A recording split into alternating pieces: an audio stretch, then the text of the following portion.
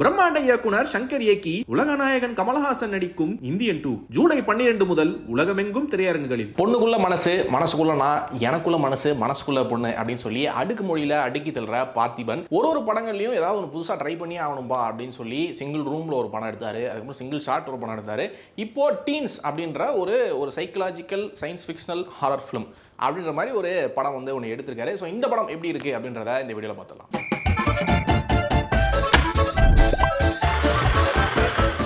ஒரு 13 டீனேஜர்ஸ், அதனால தான் படத்துக்கு டீன்ஸ் அப்படின்னு வந்து பேர் வந்திருக்கு. அதில் நட்சத்திரான ஒரு பொண்ணு, வாப்பா எங்கள் பாட்டி வீட்டுக்கு போகலாம், அதுக்கு பின்னாடி வந்து ஒரு கிணறு இருக்குது, என்னன்னா அந்த கிணத்துல வந்து ஒரு பேய் இருக்குது அப்படின்ற மாதிரி வந்து சொல்கிறாங்க. இது என்ன பேய் அப்படின்னு சொல்லி நம்ம டீனேஜ் வயசில் நம்ம அப்படியே ஒரு துள்ளலாக இருப்போம்ல, பேயாவது இதுவாது வாட நம்ம போய் பார்க்கலாம் அப்படின்னு சொல்லி அந்த ஒரு திமிரிலே வந்து பார்த்தீங்கன்னா 13 பேர் கிளம்பி வந்து போகிறாங்க பேயா பார்க்கலாம் அப்படின்னு சொல்லி. போகும்போது உங்களுக்கு சில அமானுஷங்கள்லாம் வந்து நடக்குது. இந்த அமானுஷம்லாம் உண்மையே பேய்னாலும் நடக்குதா, இல்லை இதுக்கு சயின்டிஃபிக்கான ஏதாவது ஒரு ரீசன் இருக்கா அப்படின்னு கேட்கக்கூடிய படம் தான் இந்த டீன்ஸ். இந்த டீன்ஸ் படத்தோட ஒரு மிகப்பெரிய பலமே இந்த 13 டீனேஜர்ஸ்குள்ள நம்மளும் ஒரு 14வது டீனேஜராக வந்து ஆக்கி அவங்களோட பிஓவிலேருந்து நம்மளும் அவங்க கேங்கு அவங்க எக்ஸ்பீரியன்ஸ் பண்ணுறது, அவங்க பேசுறது அப்படின்னு சொல்லி அந்த வைபை இனிஷியலாகவே சூப்பராக செட் பண்ணுறாங்க. அவங்க இனிஷியல் கான்வர்சேஷனே பார்த்தீங்கன்னா அவங்க பேரண்ட்ஸ் பற்றி பேசுகிறதா இருக்கட்டும், அதாவது அவங்க கேங்குள்ளே பார்த்தீங்கன்னா ஒரு 2 கப்பல் வந்து இருப்பாங்க. அவங்களுக்குள்ள அந்த டீனேஜ் வயசில் வர அந்த ஃபஸ்ட்டு லவ், அந்த லவ்க்கான ஒரு ஃபீல், அந்த வைப்னு சொல்லி எல்லாமே சூப்பராக அந்த எனர்ஜி வந்து பார்த்தீங்கன்னா இனிஷியல் அந்த ஒரு ஃபர்ஸ்ட் 20 மினிட்ஸ்லேயே சாலிடாக வந்து செம்மையாக செட் பண்ணுறாங்க. அதே மாதிரி பார்த்திபன் அவர்கள் ஒவ்வொரு படத்தையும் புதுசாக வந்து ட்ரை பண்ணுற மாதிரி இப்போ 13 பசங்களையும் வச்சு கிட்டத்தட்ட ஒரு காடு, ஒரு வெட்ட வெளியான ஒரு ரீஜன் வந்து இருக்குது. இந்த லேண்ட்ஸ்கேப்பில் வந்து பார்த்தீங்கன்னா கிட்டத்தட்ட 70 to 80% ஆஃப் ஃபிலிம் இந்த லேண்ட்ஸ்கேப்பில் தான் வந்து நடக்குது. மற்ற ஷார்ட்ஸ்லாம் தான் பார்த்தீங்கன்னா வேற எங்கேயும் நடக்குது தவிர்த்து மெஜாரிட்டி ஆஃப் த மூவி வந்து பார்த்தீங்கன்னா இந்த காடு, இந்த வெட்ட வெளியில் தான் நடக்குது. அதுக்குள்ளேயே இந்த 13 பேரை வச்சு ஒரு ட்ராமா வந்து ஒரு பில்ட் பண்ண ட்ரை பண்ணியிருக்காரு. இந்த முயற்சிக்கு ஒரு பாராட்டுகள். பட் அது எப்படி வந்திருக்கு அப்படின்றத நம்ம பார்ப்போம். ஃபார் எக்ஸாம்பிள் இந்த 13 பேருமே கண்ணை கட்டிட்டு இந்த வெட்ட வெளியில் பார்த்தீங்கன்னா ஓடுவாங்க பாட்டை போட்டு.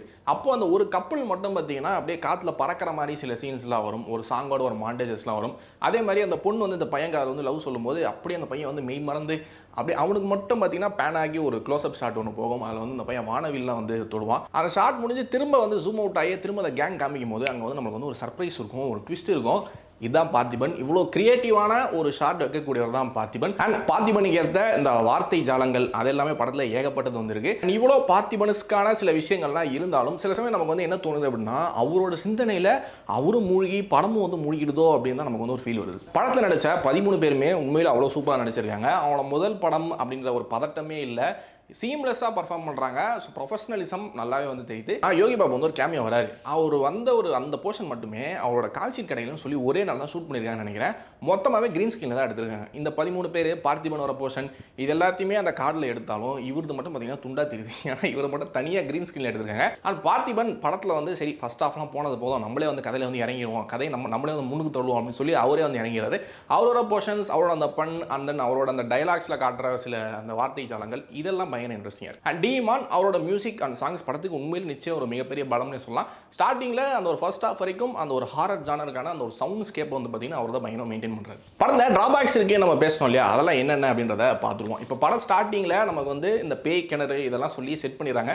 சரி இது பேய் படம் தான் அப்படின்னு சொல்லி நம்ம வந்து அப்படியே ஒரு ரிலாக்ஸ்டாக பார்த்துட்டே வந்தால் திடீர்னு பார்த்தீங்கன்னா ஒரு அரை மணி நேரத்தில் வந்து படம் ஜானர் ஷிஃப்ட் ஆகி இன்டர்வலுக்கு மேலேனா சயின்ஸ் ஃபிக்ஷன் படமாக மாறிடுது. ஸோ இந்த ஜானர் அண்ட் டோனல் ஷிஃப்ட் வந்து படத்தில் வந்து இருந்துகிட்டே இருக்குது. ஸோ இது வந்து நம்ம சர்ப்ரைஸ் பண்ணுறதை தாண்டி நம்மளை லைட்டாக டிஸ்டர்ப் தான் பண்ணுது, நம்மளோட ஃப்ளோயுமே வந்து கிடைக்குது. அண்ட் இன்னொரு மிகப்பெரிய பிரச்சனை இந்த படத்தில் 13 டீனேஜர்ஸ் தேவையா அப்படின்ற ஒரு கேள்வியுமே வருது. இது 13 பேர் இருக்கிறதுனால என்ன ஆகுது அப்படின்னா ஒரு கேரக்டர் மனசு வந்து பதிய மாட்டேங்குது. 13 அப்படின்றது பேய் நம்பர், ஸோ அதுக்கு வந்து ஒரு டைலாக் வைக்கணும் அப்படின்னு சொல்லி அந்த 13 பேர் வச்சாங்களா இல்லையா நமக்கு தெரியல. அண்ட் கிளைமேக்ஸில் பார்த்திபனோட கிரியேட்டிவிட்டி அப்படின்றது பயங்கரமாக பீக் அடிச்சு கடைசியாக வந்து ஏலியன்ஸ், இந்த ஸ்பேஸ் ஷிப் அப்படின்லாம் சொல்லி பயங்கர ஃபேண்டசி சயின்ஸ் ஃபிக்ஷனையும் தாண்டி ஃபேண்டசி வேர்ல்டுக்குள்ளே வந்து போகிறாரு.